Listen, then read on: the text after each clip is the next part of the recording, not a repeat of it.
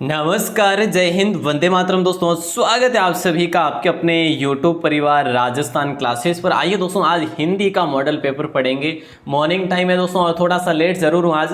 तो दोस्तों ये क्लास आपके लिए बहुत ही इंपॉर्टेंट होगी, क्योंकि मैंने यहाँ पर अपने एग्जाम की दृष्टि से जो जो महत्वपूर्ण है वही तथ्य ऐड किए हैं, वही आपके लिए जो कि कंटेंट ऐड किया है। अच्छा, आप इस क्लास के अंत तक बने रहकर कितने प्रश्न सही करेंगे ये भी आपको देखना है, और एडवांस भी मैं आपको साथ ही साथ बताने वाला हूँ। तो चलिए दोस्तों स्टार्ट करते हैं। आज की क्लास का पहला क्वेश्चन आपकी स्क्रीन पर दे रहा हूं, जल्दी जल्दी से जवाब देने हैं, ठीक है। और बिना टाइम वेस्ट के स्टार्ट करते हैं। और सभी भाई बहनों को बहुत बहुत शुभकामनाएं अपने एग्जाम को लेकर।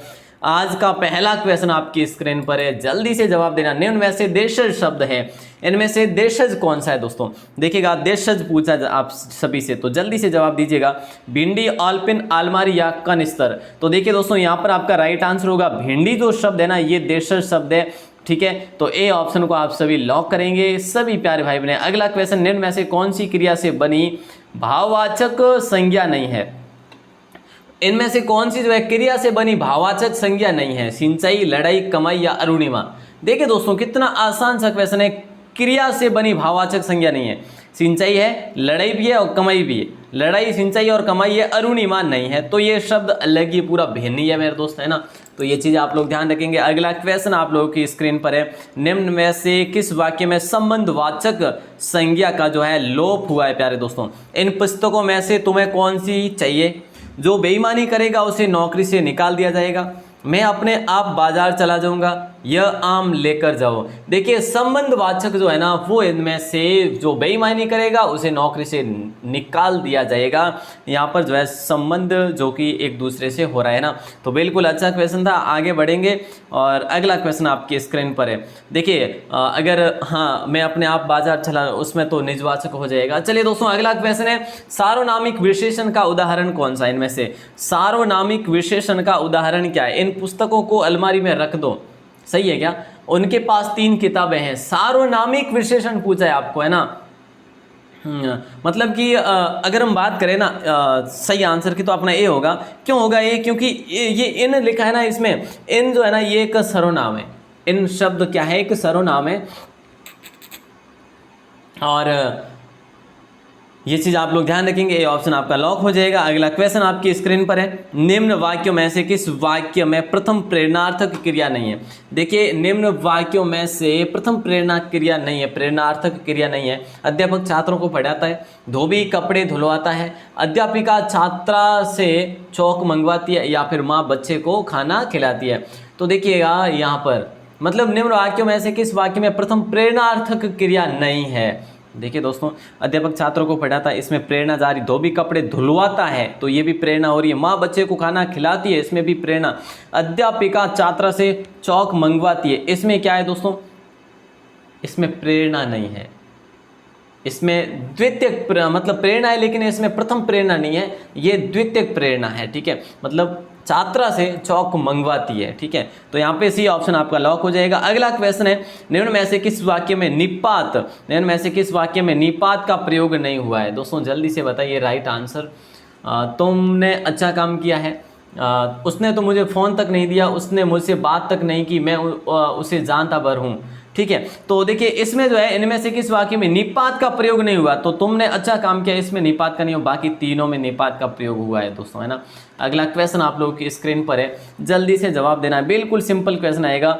वासुदेव शब्द का पर्यायवाची शब्द निम्न में से कौन सा है? वासुदेव शब्द का पर्यायवाची शब्द निम्न में से कौन सा है? तो वासुदेव का कोयल होगा, कृष्ण होगा, कमल होगा या ईश्वर? देखिए दोस्तों, कृष्ण हो जाएगा, ठीक है। वासुदेव शब्द का पर्यायवाची निम्न में से कौन सा है? तो कृष्ण होगा, ठीक है।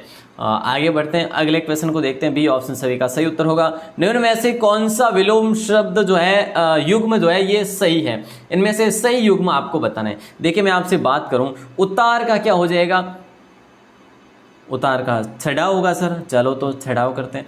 उद्यमी का दोस्तों आलसी होता है। उद्यमी का क्या होता है? आलसी होता है। और उग्र विनम्र, देखिए उग्र विनम्र, विनम्र यहाँ पे है ना, ये गलत है। उग्र का शांत होगा, विनम्र नहीं होगा, शांत होगा। और आरंभ का अंत होगा। तो ये तीनों गलत है मेरे दोस्तों। और ये सही है, एक यहाँ पे छड़ा हुआ है, बाकी सभी में गलत है जो मैंने आपको सही करके बता दिए। अगला क्वेश्चन है, जो दुविधा में पड़ा हो वाक्यांश के लिए सार्थक शब्द जो है ना वो कौन सा है। जो दुविधा में पड़ा हो वाक्यांश के लिए सार्थक शब्द होगा वो क्या हो जाएगा। तो प्यारे दोस्तों ए ऑप्शन को लॉक करेंगे, नहीं सर, बी को नहीं सर, सी को करेंगे। देखिए किंकर्तव्य विमूढ़, किंग कर्तव्य विमूढ़, देखिए जो दुविधा में पड़ा हो वाक्यांश के लिए एक शब्द हो जाएगा आपका, सी ऑप्शन लॉक हो जाएगा। इसका अर्थ तो मतलब कि क्या किया जाए या क्या न किया जाए, इस टाइप का मतलब भावार्थ इसका निकलता है। ठीक है, अगला क्वेश्चन आपकी स्क्रीन पर, निम्न में से शुद्ध शब्द कौन सा है। इनमें से शुद्ध जो शब्द है ना वो कौन सा है ये बताना है। तो ईमानदार सही है क्या, आजमाइश सही है क्या, आभारी और उपजाऊ क्या होगा राइट आंसर। बोले सर इसका राइट आंसर तो आजमाइश सही होगा। चले तो दोस्तों बी ऑप्शन सही होगा। वैसे ईमानदार दोस्तों वैसे देखा जाए ना तो ऐसे लिखा जाता है ईमानदार, ईमानदार, ठीक है। और आभारी का आभारी लिखा जाता है, उपजाऊ का उपजाऊ बड़ा लिखा जाएगा। ठीक है, बस ये है, तो ध्यान रखना। ये क्वेश्चन भी शानदार था। अगला क्वेश्चन आपकी स्क्रीन पर है, निम्न में से किस वाक्य में अपादान कारक नहीं है। इनमें से कौन से वाक्य में अपादान कारक नहीं है दोस्तों ये बताना है।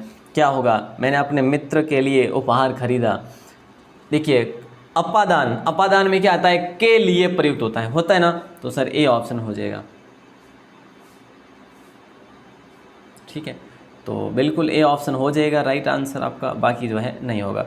अगला क्वेश्चन आपकी स्क्रीन पर है, निम्नलिखित शब्दों में से अशुद्ध बहुवचन कौन सा है। जल्दी से बताइए दोस्तों, आज थोड़े से क्वेश्चन जो है ना डिफ़िकल्ट टाइप के भी थे शुरुआत में, लेकिन अब ज़्यादा नहीं है। निम्न में शब्दों में से अशुद्ध बहुवचन कौन सा है, बहुवचन के बारे में पूछा जा रहा है। तो दोस्तों देखिए मुर्गे सही है, अशुद्ध बहुवचन कौन सा है,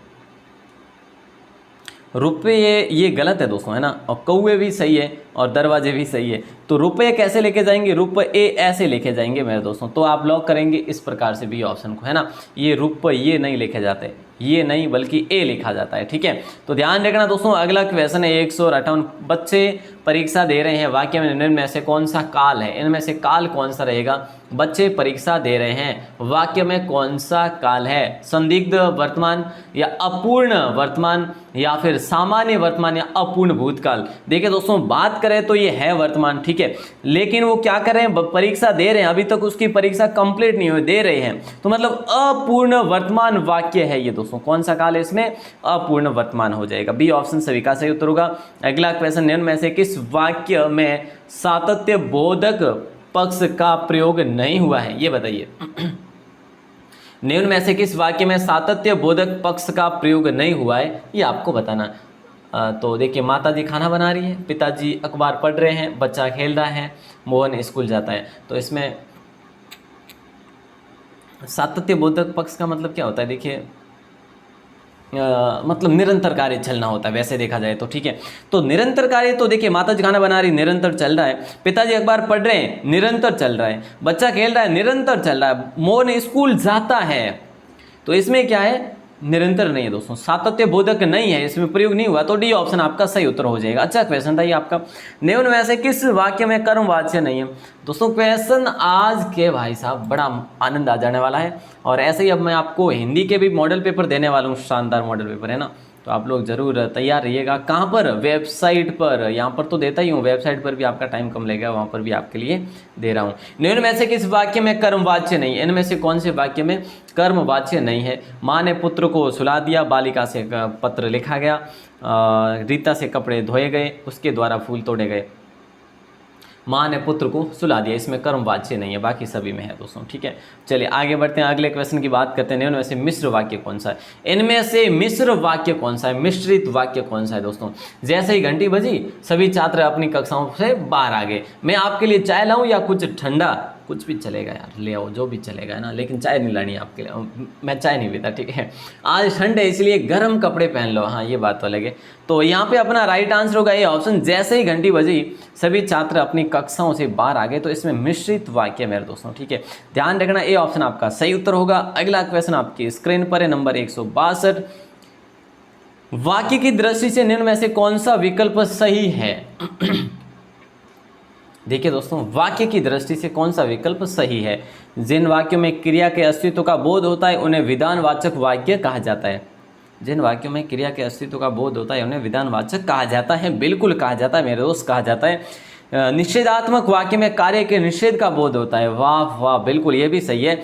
जिन वाक्यों का प्रयोग प्रश्न पूछने के लिए किया जाता है उसे प्रश्नवाचक वाक्य कहते हैं। वाह साहब, तो अपन लॉक करेंगे डी ऑप्शन को, सारे के सारे सही है। शानदार क्वेश्चन था ये भी आपका। अगला क्वेश्चन है, उनमें से कौन सा वाक्य शुद्ध नहीं है?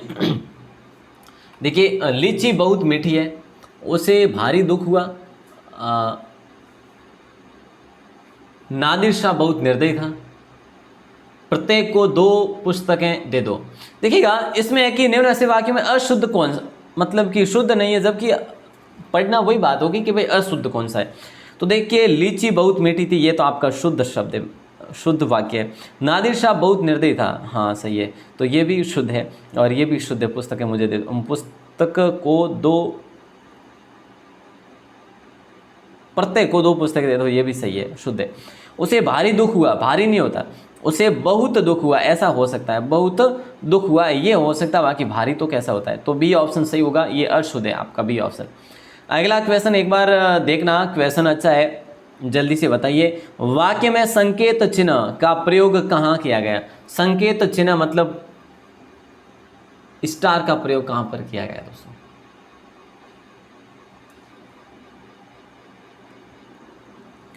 स्टार चिन्ह का प्रयोग कहाँ किया जाता है ये आपको बताना है। प्रश्नसूचक वाक्यों के अंत में, वहाँ पे तो भैया प्रश्नवाचक लगाया जाता है।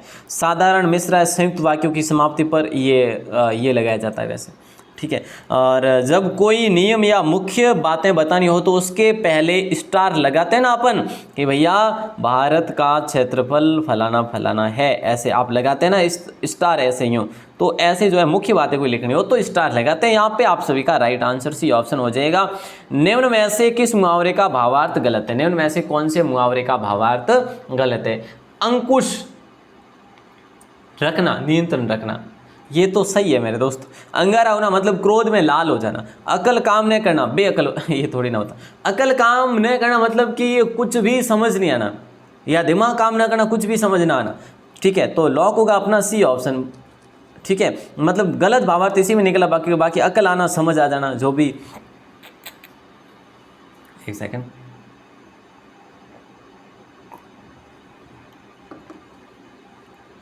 है ना, यहाँ पे सी ऑप्शन लॉक हो जाएगा। अगला क्वेश्चन है, निम्न में से किस विकल्प में पारिभाषिक शब्द सही नहीं है? देखिए दोस्तों, ये क्लास मैंने आपके लिए काफ़ी मेहनत करके बनाई है ना, तो कहीं ना कहीं जो है आपके एग्जाम के लिए बहुत इंपॉर्टेंट होगी। भले ही यहाँ से क्वेश्चन सेम पुटअप ना हो, लेकिन कोई ऑप्शन उठा के दे दिया तो भी आपको कहीं ना कहीं प्रॉफिट ही देगा, ठीक है। तो चलिए, यहाँ पे आप सभी का राइट आंसर कैसे, निम्न में से किस विकल्प में पारिभाषिक शब्द सही नहीं है? डीड का विलेख होगा, और डिफेलकेशन का जो है डिफिलकेशन का क्या हो जाएगा? गबन हो जाएगा बिल्कुल। और डिफेमेशन का मानहानि हो जाएगा। और डिफॉल्टर का व्यतिक्रम नहीं होगा, व्यतिक्रमी होगा यहाँ पे, है ना। ये बात है, डी ऑप्शन आप सभी का लॉक हो जाएगा या फिर लाइक हो जाएगा, एक ही बात है। तो यहाँ पे डी ऑप्शन लॉक होगा। डिजाइनेटेड शब्द के लिए सही पारिभाषिक शब्द इनमें से कौन सा है, ये बताना है। डिजाइनेटेड, जल्दी बताइए। वांछनीय, अभिहित, अभित्यजन या अभिव्यक्त? तो प्यारे दोस्तों, वांछनीय तो क्या हो जाएगा? डिजायरेबल हो जाएगा ना, है ना, इसका तो यही होगा आई थिंक।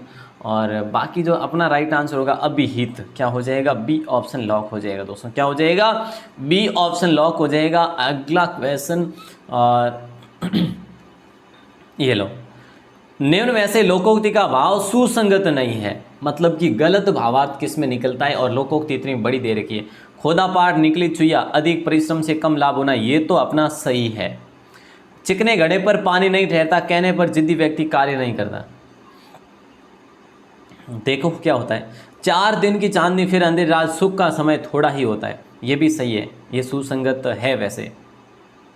घर का भेदी लंका ढाई, घरेलू शत्रु प्रबल होता है, ये भी सही है। तो प्यारे दोस्तों, चिकने घड़े पर पानी नहीं ठहरता, मतलब इसका मतलब ये नहीं होता कि भाई कहने पर जिद्दी व्यक्ति कार्य नहीं करता। इसका मतलब ये होता है कि जो कोई भी एक कोई भी मूर्ख आदमी हो या फिर कोई निर्जल आदमी हो, ठीक है, उस पर किसी भी प्रकार की बात का असर नहीं पड़ता। इसका भावार्थ ये होगा, चिकने घड़े पर पानी नहीं रहता, मतलब कितना भी मूर्ख व्यक्ति हो और उस पर कुछ भी कहे तो या फिर किसी बात का कोई असर नहीं पड़ना, वो होगा। अगला क्वेश्चन 169 है, हार शब्द का अर्थ पराजय है, कौन सा उपसर्ग जुड़ने पर उसका अर्थ विनाश हो जाएगा। क्वेश्चन को देखो मेरे दोस्त, क्वेश्चन को देखो एक बार, कितना शानदार क्वेश्चन पूछा है, मेरा तो दिल जीत लिया। अब आप देखो आपने जीता है नहीं जीता है। देखिए अगर हार का शब्द और वहाँ पर अगर जीत होती है तो कॉम्बिनेशन कैसा बैठेगा भैया, है ना। मज़ा तभी आता है कि लोग कहते हैं हार हार हार और उसमें से एक शब्द निकल कर आता है जीत हो गई है, तो मेरे दोस्त कैसा फील होता है, तो दिल लगेगा ही, है ना। तो चलिए, हार शब्द का अर्थ होता है पराजय, कौन सा उपसर्ग जुड़ने पर उसका अर्थ विनाश हो जाएगा, तो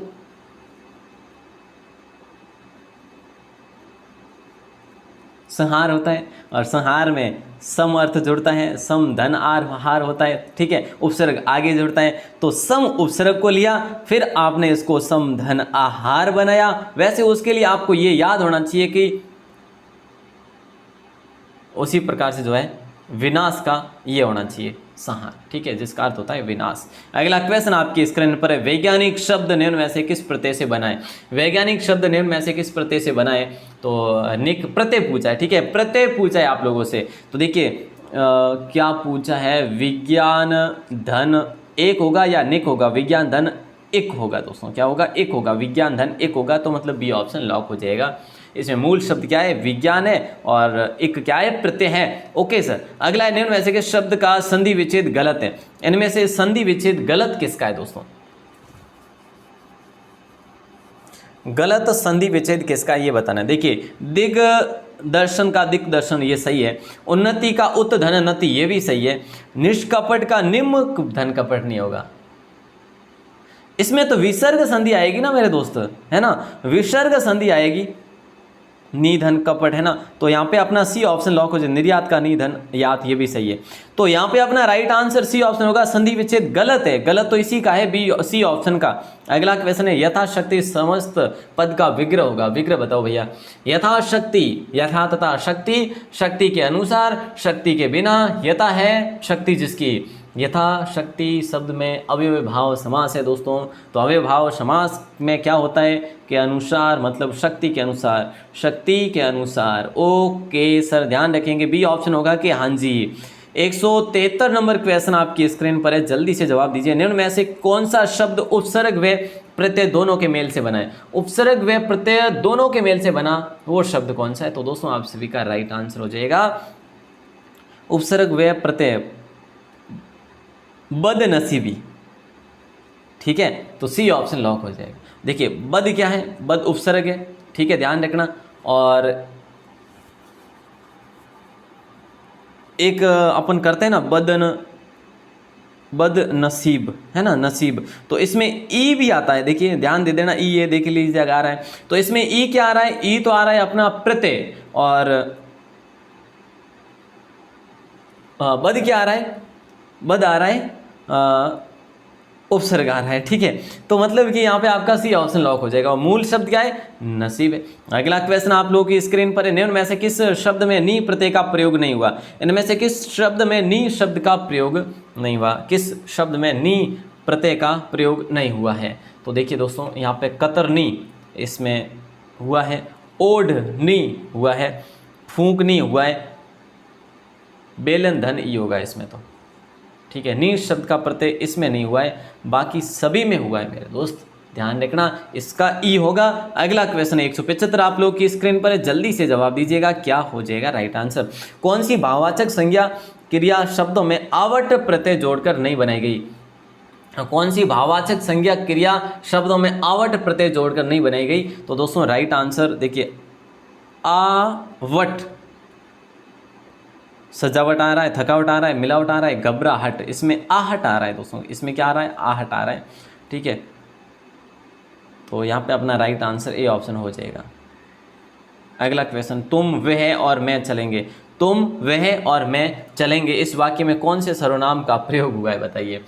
तुम वह और मैं चलेंगे, इसमें किसका प्रयोग हुआ है मेरे दोस्तों? इस वाक्य में कौन से सर्वनाम का प्रयोग हुआ है? बोले सर इसमें पुरुषवाचक हुआ है, पुरुषवाचक, निश्चयवाचक, प्रश्नवाचक, निजवाचक। तो दोस्तों इसमें पुरुषवाचक का हुआ है। मतलब कि देखिए, वक्ता, श्रोता या फिर कोई अन्य व्यक्ति, उसके लिए अगर प्रयोग किया जाता तो वो हमेशा पुरुषवाचक ही होगा। तो इसमें तुम, वे, मैं चलेंगे तो पुरुषवाचक हो जाएगा, ठीक है। और अब मैं आपको दे रहा हूं लास्ट क्वेश्चन मेरे दोस्तों, ठीक है। लास्ट क्वेश्चन दे रहा हूं जिसका आंसर आपको देना है इसी क्लास में बाहर आके कमेंट सेक्शन में। आप किस आदमी की बात कर रहे हो? हैं? आप किस आदमी की बात कर रहे हो? इस वाक्य में किस सार्वनामिक विशेषण का प्रयोग हुआ है दोस्तों? ये आपको बाहर आके कमेंट सेक्शन में बताना है। उम्मीद है आप जरूर बताएंगे। क्लास कैसी लगी, कितना स्कोर किया आपने, ये भी जरूर बताइएगा। 30 क्वेश्चन अपन ने पढ़े हैं दोस्तों, 30 क्या आई थिंक 31 पढ़े होंगे। तो उम्मीद है कि आपने इस क्लास को अंत तक देख के जो है अपना स्कोर जनरेट किया होगा। और बाकी जो है दोस्तों, वेबसाइट पर आपका टेस्ट होता है, वेबसाइट पर आपका टेस्ट होता है। वेबसाइट का लिंक डिस्क्रिप्शन में भी दे रखा है। और यहाँ पर भी बता दूं, राजस्थान लिखेंगे, classes.in लिखेंगे, लगातार लिखना है rajasthanclasses.in, स्पेलिंग सही लिखना। वैसे तो आपको आपका BSTC, PTT, वनपाल, वन रक्षक, जिसका भी आप कोर्स लेना चाहो ले सकते हो फ्री में। और वहाँ पर अभी कोर्स लेने का तो समय नहीं है, लेकिन आप अभी टेस्ट देके अपना आकलन कर सकते हो। टेस्ट दीजिए, राजस्थान जीके का है, टीचिंग एप्टीट्यूड का है, पेपर आपको मिल जाएंगे, PDF मिल जाएगी सॉल्व करने के लिए, सब कुछ वहाँ पर उपलब्ध है। तो चलिए दोस्तों, आप सभी का दिल से धन्यवाद, दिल से आभार। जय हिंद, वंदे मातरम।